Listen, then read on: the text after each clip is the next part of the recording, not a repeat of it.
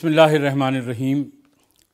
السلام علیکم ناظرین مکرم، وافی نیٹ ورک کی جانب سے خوش آمدید۔ میں ہوں آپ کا میزبان ضیاء الدین نعیم۔ ناظرین، ہمارے آج کے مہمان گرامی قدر ہیں بین الاقوامی پہچان کے حامل، پاکستانیت میں سر تا پا سرشار،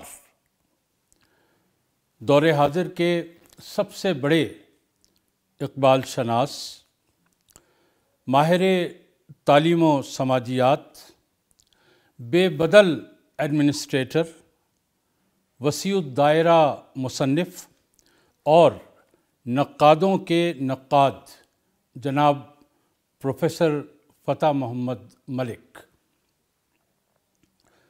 ناظرین، جناب فتح محمد ملک بحیثیت professor of Pakistan studies and director national institute of Pakistan studies, Quaid Azam University اسلام آباد، ریٹائر ہونے سے قبل جن مناصب کو اعزاز بخش چکے ہیں وہ ہیں rector Islamic International University Islamabad, معلم کولمبیا یونیورسٹی نیو یارک، معلم یونیورسٹی آف ہائیڈلبرگ جرمنی، معلم ہمبولڈ یونیورسٹی برلن، معلم Saint Petersburg University Russia, dean faculty of languages, literature and humanities, International Islamic University Islamabad, chairman National Language Authority cabinet division Islamabad, chairman department of Pakistan studies, Allama Iqbal Open University Islamabad, chairman department of Pakistan studies, Quaid Azam University اسلام آباد، Iqbal professor, Iqbal chair, Heidelberg University Germany, deputy director languages, curriculum research and development centre, government of Punjab, senior research fellow, languages and literature, school of international affairs, Columbia University New York, اور lecturer Urdu, government Asghar Mall college Rawalpindi. ناظرین، جناب فتح محمد ملک کو Sitara Imtiaz literature Iqbal presidential award 2002-2003، Pakistan writers guild award on literary criticism, gold medal award on writers on Kashmir, نظریہ Pakistan council gold medal, اور Punjab University gold medal for securing first position in M A Urdu سے نوازا جا چکا ہے۔ ناظرین کرام، اقبال اسٹڈیز کے حوالے سے ہمارے ممدوح کی تصانیف ہیں اقبال، اسلام اور روحانی جمہوریت 2019، Iqbal social and political ideal 2018، reconstruction of Muslim political thought سن 2000، اقبال کا فکری نظام 2003، اقبال فراموشی 2002، Islam and the West 1999، Iqbal فکر و عمل 1985، اقبال اور افغانستان 1989۔ لٹریری کرٹیسزم پر طبع ہونے والی ہمارے مکرم مہمان کی کتابیں ہیں اردو زبان ہماری پہچان 2019، انتظار حسین کا خواب نامہ 2016، انجمن ترقی پسند مصنفین پاکستان 2016، خیال و خواب 2013، ندیم شناسی 2011، نون میم راشد 2010، سعادت حسن منٹو 2005، اپنی آگ کی تلاش 1999۔ احمد ندیم قاسمی شاعر اور افسانہ نگار 1992۔ فیض شاعری اور سیاست 1988۔ تحسین و تردید 1979۔ انداز نظر 1979۔ تعصبات 1973۔ ناظرین، ہمارے مہمان گرامی کی پاکستان اسٹڈیز پر پبلش ہونے والی کتب ہیں: پاکستان کا روشن مستقبل 2015، چچا سام اور دنیائے اسلام 2015، فتنہ انکار پاکستان 2007، خطہ خاک یا ارض پاک 2004، غلاموں کی غلامی 2002، کشمیر کہانی 2001، فکری تنگ دستی 2001، پنجابی آئیڈینٹی 1989۔ باقی موضوعات پر 12 تحقیقی مقالات بھی ہمارے مہمان مکرم کے کریڈٹ پر ہیں اور 7 اہم کتابیں آپ نے ایڈٹ بھی فرمائی ہیں۔ ان کے فن و شخصیت پر مختلف پبلک سیکٹر یونیورسٹیز میں 6 سے زائد مقالات تحریر ہو چکے ہیں۔ ناظرین، ہمارے گرامی مرتبت مہمان کانفرنسز، سیمینارز اور ورکشاپس کے سلسلے میں Heidelberg Germany, London, New York, Mauritius, University of Wisconsin, Tehran, Brussels, Berlin, University of Heidelberg, Venice, Tubingen اور پیرس تشریف لے جا چکے ہیں۔ آپ کی زیر نگرانی پی ایچ ڈی کے 5 اور ایم فل کے 12 اسکالرز نے اپنی تحقیقات مکمل کیں۔ لٹریچر اور اقبالیات کے حوالے سے جناب فتح محمد ملک کے کنٹریبیوشن پر ممتاز کلچرل اور ادبی شخصیات کی جانب سے اب تک لگ بھگ 21 وقی تحریریں سامنے آ چکی ہیں۔ جناب فتح محمد ملک کو ناظرین 14 علمی بورڈ آف گورنرز اور 6 ریسرچ جرنلز کی ایڈوائزری باڈیز کے ممبر ہونے کا شرف بھی حاصل ہے۔ آئیے اپنے مہمان مکرم سے گفتگو کا آغاز کریں۔ السلام علیکم محترم ملک صاحب۔ وعلیکم السلام۔ جناب، ہم آپ کے بے حد شکر گزار ہیں کہ آپ نے ہمارے نیٹ ورک کے لیے اپنا بیش قدر وقت عطا کیا۔ ہمارے لیے بہت اعزاز کی بات ہے یہ آپ کی ذرا نوازی ہے کہ مجھے اس قابل سمجھا اور اپنا قیمتی وقت اس محفل کی نظر کیا۔ جناب عنایت، بہت نوازش۔ گفتگو کی ابتدا کرتے ہیں محترم ملک صاحب۔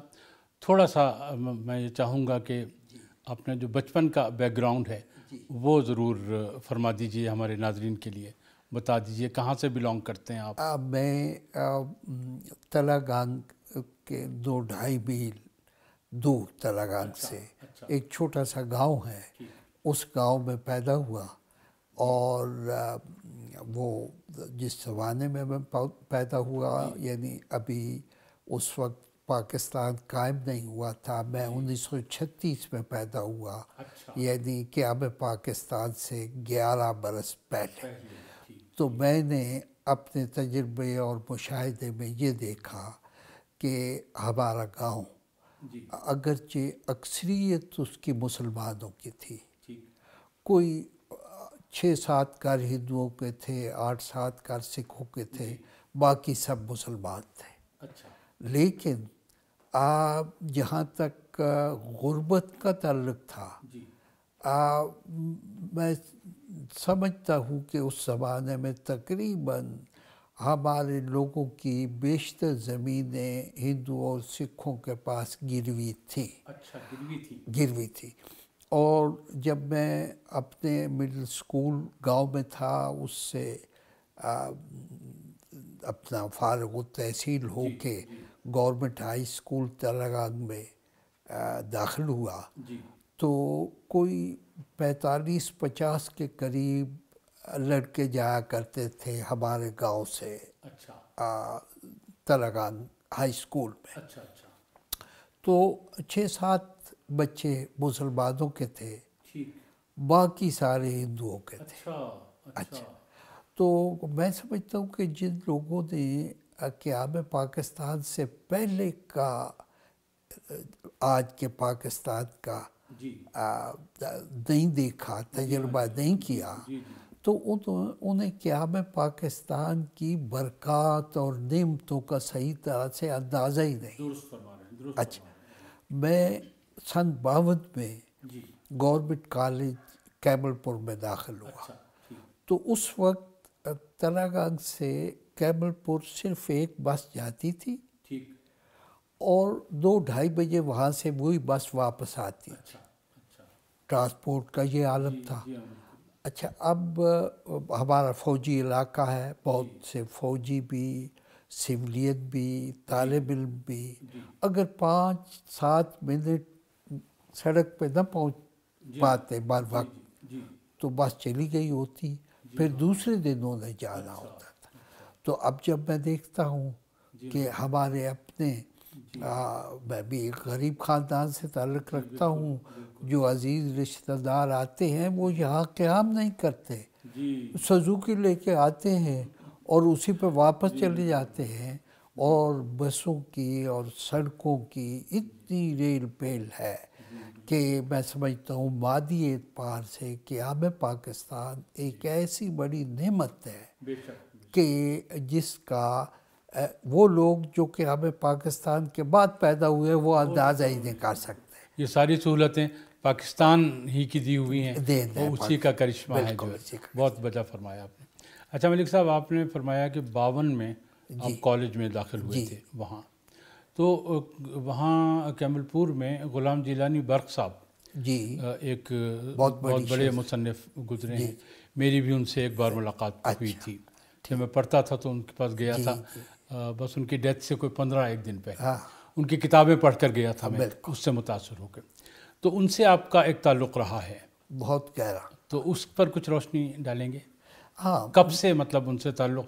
کالج میں جب آپ تشریف لے گئے تب سے؟ اچھا لیکن ان سے بھی پہلے ایک اور بڑی شخصیت کیمل پور کی تھی. اچھا کہ جو خطیب تھے جامع مسجد کے علامہ زاہد الحسینی.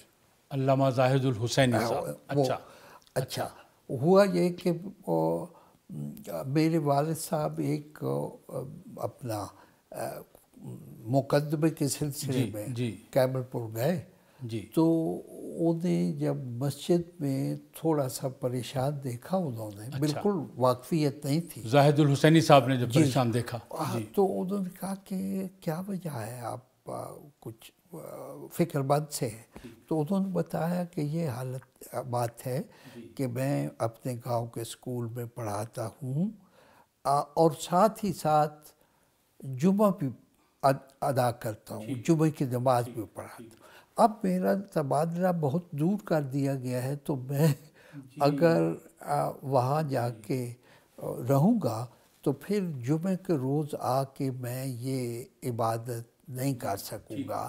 اور ہمارا 3000 سے زیادہ لوگوں کا شہر ہے، وہ گاؤں ہے، اور شریعت اسلامی کی روح سے اگر 3000 سے زیادہ کی آبادی ہو یا لگ بھگ تو جمعہ ضرور ہونا چاہیے. اچھا، تو انہوں کا فکر نہ کرے، میں صبح جاتا ہوں.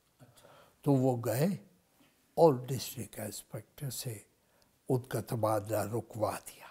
اچھا، یہ تھا قصہ. اب میں جب وہاں داخلے کے لیے گیا، ایڈمیشن ہوا، کلاسیں ابھی نہیں شروع ہوئی تھی، فرسٹ ایئر میں.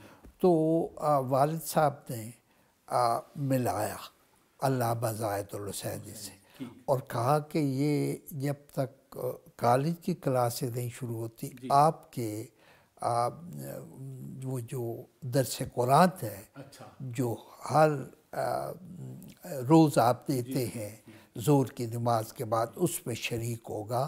اور قریب یہ ہے اپنا رئیس خانہ، وہ ٹوٹی پھوٹی عمارت تھی لیکن کسی زمانہ میں رئیس خانہ تھا تو کہتے تھے، تھا تو غریب خانہ، تو یہ یہاں رہے گا۔ تو انہوں نے کہا کہ نہیں، وہاں کیوں، میرے یہاں رہے گا۔ بہت خوب۔ اچھا، اب ان سے اس طرح سے نیاز حاصل ہوا، اور بعد میں پھر ایک عرصے کے بعد وہ اسلامیات کے لیکچرر بھی ہو گئے خطیب کے آپ نے رہائش پھر انہی کے پاس رکھی؟ انہی کے پاس رکھی ڈیورنگ کالج پیریڈ پورا؟ نا، اچھا، صرف یہ وہ ان چند روز میں؟ ہاں، ٹھیک ہے۔ جب کالج میں داخل ہوئے تو ہاسٹل میں ہاسٹل تھا، جی درست، تو سارا وقت 4 سال ہاسٹل ہی میں وہاں رہے، اور وہاں پہلی مرتبہ ڈاکٹر غلام جیلانی برق کو دیکھا۔ کہاں؟ کیبل پور کالج میں۔ کالج میں، اچھا ٹھیک۔ وہ کالج میں پڑھا رہے تھے اس زبان، بہت ہی اچھے اساتذہ تھے، سب سے فیض اٹھایا، لیکن 2 اساتذہ کی شخصیتیں ناقابل فراموش رہیں اور میری زندگی پہ ان کا بہت اثر رہا۔ ایک ڈاکٹر غلام جیلانی برق اور دوسرے پروفیسر محمد عثمان۔ پروفیسر محمد عثمان، اچھا، وہ بھی کیمبل پور کالج میں تھے؟ کالج میں تھے، بعد میں آ گئے لاہور، لیکن میں جب تک بی اے میں پڑھتا تھا تو وہی تھے۔ اور ان دونوں کا طریقہ یہ تھا کہ وہ زمانہ ایسا تھا کہ جب ترقی پسند تحریک اپنے عروج پر تھی، اور فیض صاحب جیل میں تھے اور بہت سے لوگ جیل میں تھے، تو سویرا اور اس طرح کے جو سوشلسٹ لکھنے والوں کے اخبار تھے، اور میں بھی وہ پڑھتا تھا، لیکن ان کی تربیت کا ایک تو گھر میں والد صاحب کی شخصیت، دوسرا ان 2 اساتذہ کی، کہ دیکھا میرے ہاتھ میں کہ دستِ صبح چھپ کے آئی تھی، شعلہ گل آئی تھی تقریباً ساتھ ہی ساتھ ندیم صاحب کی، تو وہ لے کے میں بک سٹال سے آیا، دیکھا تو آگے پروفیسر عثمان صاحب، تو پروفیسر عثمان صاحب نے کہا کہ بھائی یہ بڑا اچھا ہے، یہ تو بڑا اچھا ادب ہے، یہ وہ، ہاں، لیکن ساتھ کہا کہ بھائی میں نے سنا تو ہے کہ یہ شائع ہو گئی ہے، تو یہ آپ مجھے دیں گے عاریۃً پڑھنے کے لیے؟ میں آپ کو ایک کتاب دوں گا، روڈ ٹو مکہ، محمد اسد کی۔ اچھا، وہ میں پڑھ رہا ہوں، 3 دن لگیں گے، ختم ہو جائے گی، پھر تو وہ پڑھنا، میں یہ پڑھوں۔ اچھا، انہوں نے یہ نہیں کہا کہ بھائی دہریہ نہ ہو جانا، کمیونسٹ نہ ہو جانا، نہ کچھ، انہوں نے تحسین کی اور یہ کیا تربیت۔ اچھا، ڈاکٹر غلام جیلانی برق کا یہ عالم تھا کہ انہوں نے میرے ہاتھ میں سویرا دیکھا ایک مرتبہ، وہ ترقی پسندوں کا جریدہ تھا، ظہیر کاشمیری ایڈیٹر تھا اس وقت، تو وہ کہنے لگے کہ ہاں بھائی یہ پرچہ جو ہے یہ اچھا پرچہ ہے، ضرور پڑھا کرو، لیکن آؤ میرے ساتھ سٹاف روم میں تمہیں ایک بات بتاؤں۔ اچھا، اب انہوں نے ایک بات بتائی جو مجھے کہیں کسی کتاب میں نظر نہیں آئی۔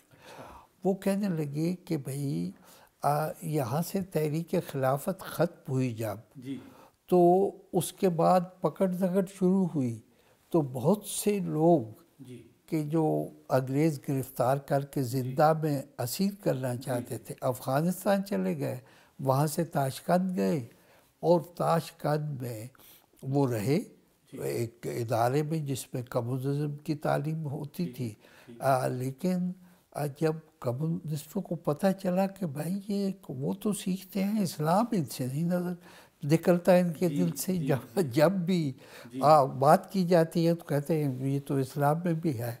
اچھا، تو وہ جب وہاں سے ترکی جانے لگے، مولانا عبید اللہ سندھی تاشقند سے، تو وہ لینن سے ملنے گئے شکریہ ادا کرنے، تو لینن نے اس ملاقات میں کہا کہ مولانا مجھے قرآن پاک کی 1-2 آیات سنائیں اور ان کی ترجمہ اور تفسیر۔ اچھا، عبید اللہ سندھی صاحب سے کہا، عبید اللہ سندھی صاحب نے جواب میں جو پڑھی آیہ کریمہ، ان اللہ اشتری من المؤمنین انفسکم و اولادکم بان لہم الجنہ، تو تجھے بتایا کہ اللہ مومنوں سے ان کے جان اور مال خرید لیتا ہے اور اس کے بدلے انہیں جنت عطا کرتا ہے. تو جو ڈرامائی انداز ہوتا تھا پروفیسر ڈاکٹر غلام جیلانی برق کا کہ اس پہ لیدن نے رانوں پہ ہاتھ مار کے کہا کہ اس قرآن کو ظالموں کہاں چھپائے پھرتے ہو، ہم یہی تو کر رہے ہیں.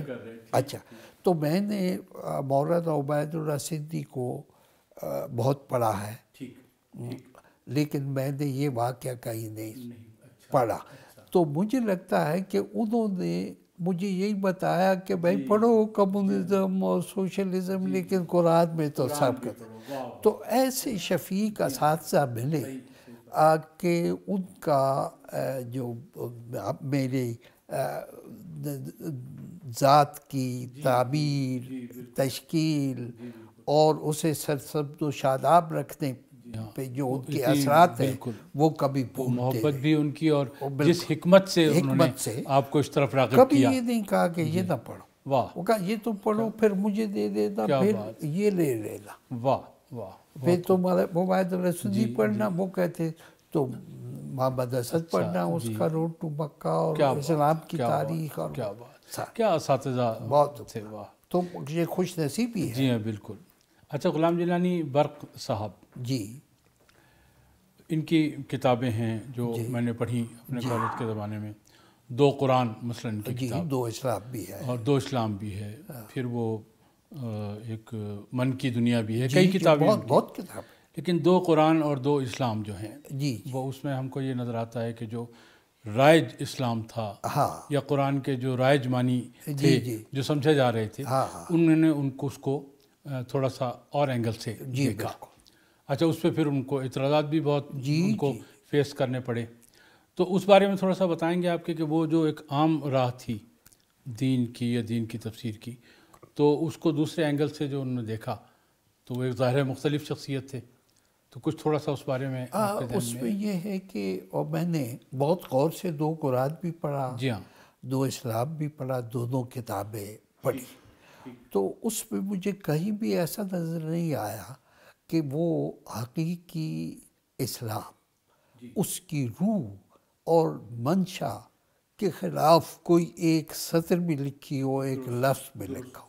انہوں نے بس 2 قرآن لے تو انہوں نے اس طرف توجہ دلائی کہ قرآن 2 ہے. ایک تو قرآن حکیم کتاب کی شکل میں ہے، اور ایک اللہ کی آیات کائنات پہ بکھری پڑی ہے. تو مسلمانوں کو قرآن پاک پڑھنا چاہیے، سمجھنا چاہیے، اور اسی کی روشنی میں اللہ کی جو نشانیاں پوری کائنات میں ہیں، تو اس کے لیے سائنس پڑھنا پڑے گی، فلسفہ پڑھنا پڑے گا. یعنی دینیات کی ایک طرح سے توسیع ہے سائنس. اچھا، تو وہ 2 اسلام میں یہ ہے کہ اسلام ایک تو وہ ہے جو حقیقی اسلام ہے، اللہ نے پیغمبر اسلام صلی اللہ علیہ وآلہ وسلم کی وساطت سے نازل کیا. اچھا، ایک جو مروجہ اسلام کی شکل بن گئی ہے، اسے اقبال ملائیت کہتے ہیں. ہاں، تو وہ دراصل اسلام کی حقیقی روح کو ملائیت کے الجھاؤں سے نکالنے اور حقیقی اسلام کو پیش کرنے کی ایک کوشش ہے. بالکل، لیکن نام ایسے رکھے انہوں نے. جی ہاں، تو وہ تھوڑا سا لیکن متوجہ تو کرتے تھے نا، پڑھنا تو پڑھنا. بالکل، لوگ آمادہ ہوتے تھے ان ناموں کو سن کے پڑھنے کے لیے. زندگی کے آخری لمحات میں انہوں نے ایک قرآن بھی لکھی پہ. اچھا اچھا اچھا ٹھیک. اچھا، وہاں کالج تک 4 سال آپ پڑھے؟ 4 سال وہاں سے گریجویشن کی. اچھا، آپ کی شادی کس عمر میں ہوئی؟ میری شادی اس طرح سے ہے کہ میں وہاں سے آ گیا اپنا راول پنڈی.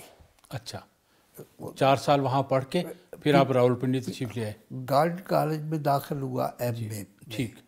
لیکن اس وقت پھر میں نے فیصلہ کیا کہ اب والدین پہ بوجھ نہیں بننا. تو یہاں ایک روزنامہ تھا اس زمانے پورے اس علاقے میں مشہور، پہلا ہی روزنامہ تھا تعبیر، تعمیر، تو اس پہ میرے سینئر جو احباب تھے دو، شفقت ندوی مرزا اور مندو بھائی، وہ پہلے ہی آ کے اس اخبار میں کام کر رہے تھے، تو انہوں نے مجھ سے کہا کہ تم گاؤں میں کیا بیٹھ جاؤ گے، ادھر آؤ اور اخبار میں کام شروع کر۔ تو میں نے پھر تعبیر اخبار میں کام شروع کیا، اور ہم تینوں ایک ہی مکان میں رہنے لگے۔ اچھا، تینوں کی ابھی شفقت تنویر شادیاں مرزا صاحب، منو بھائی اور آپ، واہ واہ۔ واہ۔ تو پھر انہی کے ساتھ جو رفاقت کیمل پور میں قائم ہوئی تھی، وہ یہاں بھی جاری اور وسیع ہوتی رہی۔ اخبار میں کام کرتے تھے تو اخبار نویسوں کا حلقہ، ادیبوں کے ساتھ ساتھ وہ بھی ایسا حلقہ مل گیا کہ جس سے بہت کچھ سیکھ سکتے تھے، عصری زندگی کے احوال و آثار وہاں سے، اور ادب۔ اب تینوں ایک گھر میں رہتے تھے تو ادب کی اور صحافتی کی باتیں ہوتی تھیں، دوست بھی ہمارے آنا جانا بھی، تو وہ بھی ایک طرح سے ایک حسن اتفاق ہوا کہ ہمیں بہت کچھ سیکھنے کا موقع ملا۔ اچھا اچھا، یہ جو شادی کی زنجیر ہے، شادی یہ کب پڑی آپ کے یہ پیروں میں؟ پڑی جب وہ میرے چھوٹے بھائی کی منگنی ہوئی، کیونکہ میں ہمیشہ یہ کہتا رہا، والدین بہت مہربان تھے کہ ابھی نہیں، ابھی مجھے ایم اے کرنے دیں۔ اور پھر ایم اے کرنے کے بعد میں نے کہا میں جاب، تو میں government post graduate college Pindi میں لیکچرر ہو گیا۔ تو اس کے بعد ان کا اب تو تم لیکچرر بھی ہو گئے، تو اب نہیں، تو چھوٹے بھائی کی تو تب شادی ہوگی جب تمہاری ہوگی۔ تو میں نے کہا کہ آپ جہاں کہیں گے وہاں شادی کر دوں گا۔ تو مجھے یاد ہے میری والدہ نے الگ کر کے مجھے کہا کہ دیکھو بیٹا، یہ جب تم یہاں ہو تو وہ ادیب لڑکیوں کے بھی خط وط آتے رہتے ہیں، اور آپ کے دوستوں کے بھی ادیب شاعر دوست و صحافیوں کے، تو جہاں کہو گے آپ شادی کر دیں گے، کسی کا دل توڑنا اچھا نہیں۔ واہ، یہ مجھے والدہ، اچھا، یہ وسعت نظر اس زمانے میں میری میں کہتا ہوں کہ سبحان اللہ۔ تو میں نے کہا کہ امی بات یہ ہے کہ شاعر ادیب خواتین ہوں یا مرد ہوں، میں خود لکھنا پڑھنا جانتا ہوں، مجھے کیا، تو میں تو ایسی بھی چاہتا ہوں جو ہمارے غریب ماحول میں ایڈجسٹ ہو سکے اور پڑھی لکھی بھی ہو، تو آپ چنیں۔ اچھا، تو میرے والد صاحب جو ہیں وہ یہ عطاء اللہ شاہ بخاری کے بھی بہت مداح تھے، اور آنا جانا بھی تھا۔ تو ایک ایسی اعراری خاندان کی لڑکی جو بی اے میں پڑھ رہی تھی، اس سے منگنی ہو گئی۔ اعراری خاندان، کیونکہ والد صاحب کا تو وہ اچھا، اور دوستی بھی تھی ان کی وہ ان سے، تو بس وہ آ گئی۔ تو میں تو اسے ذکیہ ملک کہتا تھا، لیکن آخر میں جب وہ بہت بیمار ہوئی تو انہوں نے ذکیہ فتح محمد لکھنا شروع کر دیا۔ لیکن میں یہ سمجھتا ہوں کہ میرے والدین نے ایک نہایت اچھا رفیق حیات مجھے بخشا، بہت۔ تو وہ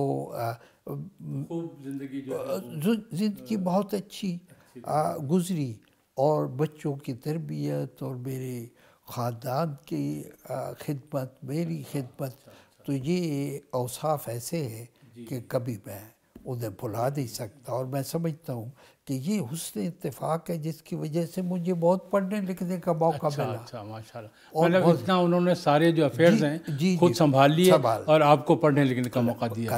اچھا اچھا، کتنے بچے ہیں آپ کے ملک صاحب؟ میرے بچے ہیں اپنا 3 بیٹے ہیں، اچھا، اور 1 بیٹی ہے۔ اچھا، ماشاءاللہ ماشاءاللہ، 3 بیٹے اور 1 بیٹی، تو سب پڑھے لکھے۔ اچھا، جس ماشاءاللہ سب اپنے اپنے ظاہر ہے وہ گھروں میں ہوں گے، اپنے اپنے مناصب پہ ہوں گے۔ جی، بیٹی ہے چھوٹی ان تینوں میں، تو وہ پی ایچ ڈی کیا انہوں نے امریکہ سے، اور میاں ان کے یاسین وہی اسی یونیورسٹی میں زیر تعلیم تھے، تو اب آج کل وہ ٹورانٹو میں فیملی ہے ان کی، یاسین بچے، سعدیہ، اور وہ وہاں پڑھا رہی ہے یونیورسٹی میں ٹورانٹو کی، ڈیولپمنٹ اکنامکس اس کا موضوع تھا، وہ پڑھا رہی ہے۔ اور اس سے بڑا بیٹا ہے ڈاکٹر عدیل ملک، ہاں، تو وہ وہاں پڑھا رہا ہے، آکسفورڈ یونیورسٹی میں پی ایچ ڈی کرنے گیا تھا اسکالرشپ پہ۔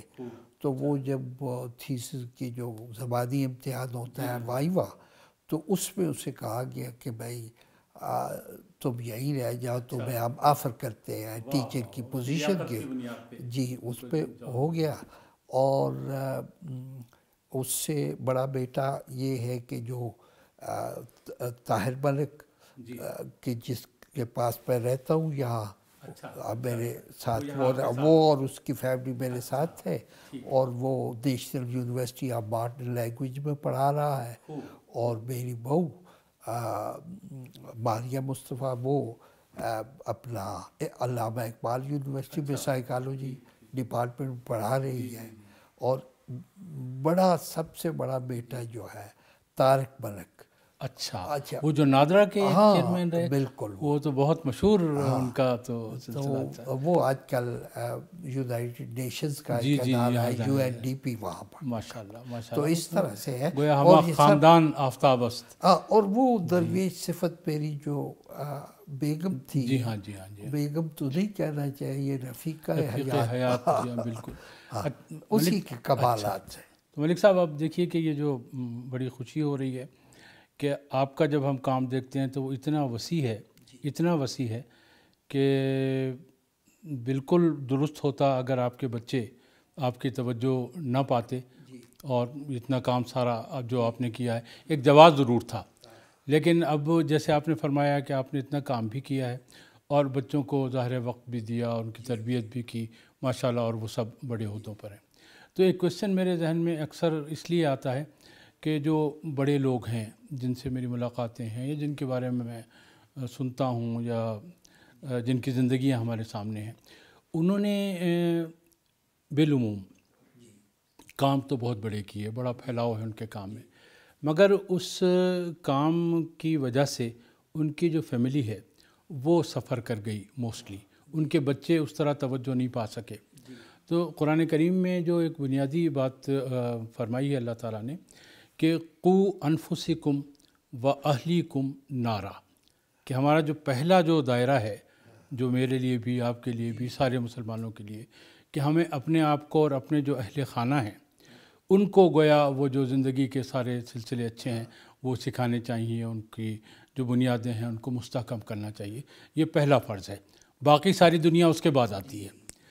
تو بڑے بڑے لوگ جنہوں نے بڑے بڑے کام کیے، تو میں نے دیکھا کہ ان کی جو اولادیں ہیں ان میں سے کچھ وہ ڈیویٹ ہو گئیں، وہ تھوڑا سا ڈیٹریک ہو گئیں۔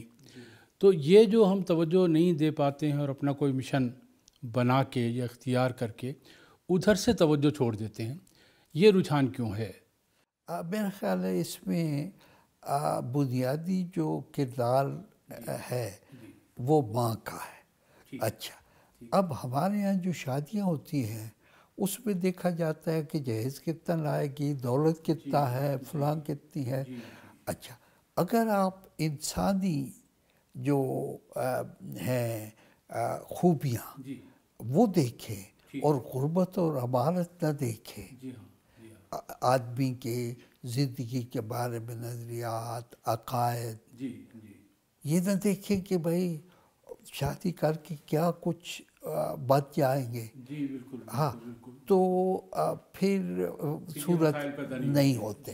اگر یہ جیسے میں نے بتایا میرے والد صاحب نے جو کیا، تو جب انہیں میں نے کہا کہ بھائی آپ لوگ کریں، تو وہ اپنے ایک غریب خاندان، لیکن وہ خاندان کے جو نظریاتی طور پہ انہیں لگتا تھا کہ نیک لوگوں کا ہے، ٹھیک۔